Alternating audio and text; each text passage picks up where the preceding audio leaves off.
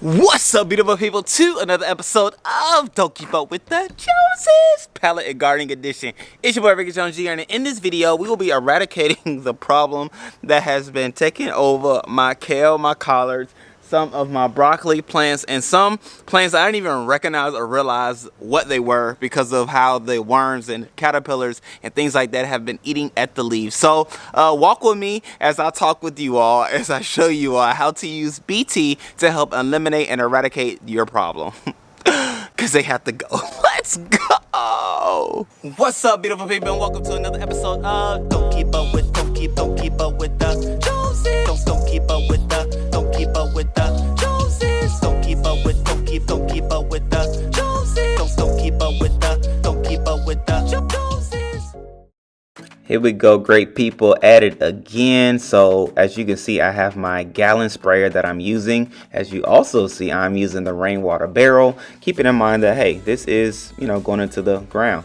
And here you have the BT, which they do recommend that you shake it up like a Polaroid picture before applying it to the water, okay? And as you can see, this bad boy is fresh, and I'm popping the seal, okay? And from there, I have the rainwater as I want it. Just gave it a few more shakes. Add it. Now, the recommended dosage is 4 teaspoons per 1 gallon of water. And then from there, I just use the water hose just to give it a nice spray. So to get it mixed up in there a little bit more before I hand shake and mix and things like that, okay? And so this is another reason why you want to collect rainwater, knowing that you'll be able to use this in the garden here and there. And even now, as we're using it to spray away those pesky caterpillars, okay? So if you haven't set up your barrel, make sure you do that, okay? I can help you with it too if that's what you need. And then from there, I'm just adding the top to the sprayer. As of course, you have to pump it as well. But before I did all that good stuff, I went on ahead and gave it some shakes as well in the pump sprayer so that everything can be nice and mixed in there perfectly and as necessary before going out into the garden. Here we are, great people. It's time to spray. Of course, you do pump as well. Pump. But as you can see, I am using a glove just for my purposes. I don't know and wouldn't say that you necessarily have to, but I did it for me, just for my sanity, knowing that I was going to spray on the bottom of the leaves as well as rub the leaves as you saw as well. And then coming over here to the collards and the kale, which are badly, in my case, or my estimation, badly eaten. I wouldn't say damaged, but badly eaten by the caterpillars. I'm getting up under these bad boys, spraying on top of the foliage, making sure everything is, sprayed and doused as necessary. But also too, what you want to do is make sure that there isn't any eggs or larvae on your leaves as well, okay? And if so, just give it a rub. The spray is going to take care of it, but give it a rub so maybe you could knock it off.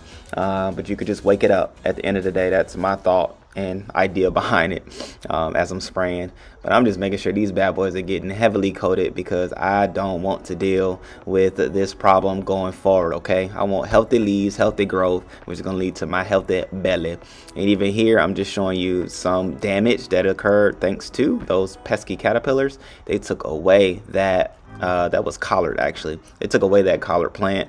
And so, hey, here we go, spraying the beans as well. The foliage is gone on those. And then we have the kale, ladies and gentlemen. You see this kale, like it hurt my feelings to see this kale in this state. However, we are spraying now. We are here to take care of it. You can see the leaves just gone, dilapidated and eaten, okay? But not by me. Like, I grew these for me, not for y'all. So we taking care of this problem right now, okay? And as you can see, my glove is still on, making sure that everything is getting properly sprayed, properly doused, and therefore properly secured. But then from there, I'm spraying the other plants as well that are also in this here raised bed. But more than anything, just spraying it for treatment purposes, not necessary for damage. As you can see, this kale was damaged, okay? Let's keep going.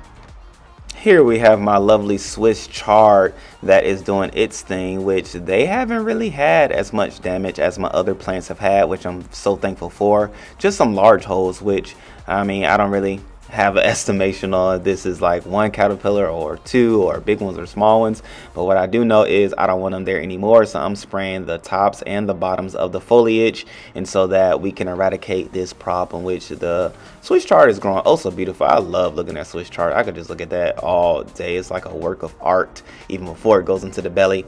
And then I'm also spraying the kale over here as well, which hasn't been damaged or touched, which I'm also thankful about. I am just spraying now as well, with the idea that I don't want the caterpillars to go from one plant to the other that isn't treated. And so in treating both, the idea is that they won't find refuge, or food in this case, in this area anymore.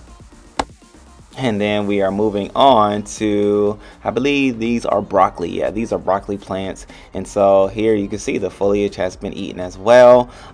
Some more than others, which, hey, you can't really call why one is more damaged than other. More than anything, what we are doing is just making sure this problem doesn't persist any longer. And it's even cool just to see how the leaves just attract and soak up the mixture, right? You could just see how it's just sitting there, the water that is, just, you know, show the little waterproof of the plant, which, you know, cool things like that do excite me in gardening and in the experience. However, we are going to keep on spraying and doing what we need to do. As you can see, this one is definitely more eaten than the other, and so we're gonna make sure that is gone and that is no longer. So that's just what you do. You spray, you spray, you spray, and you do what you need to do.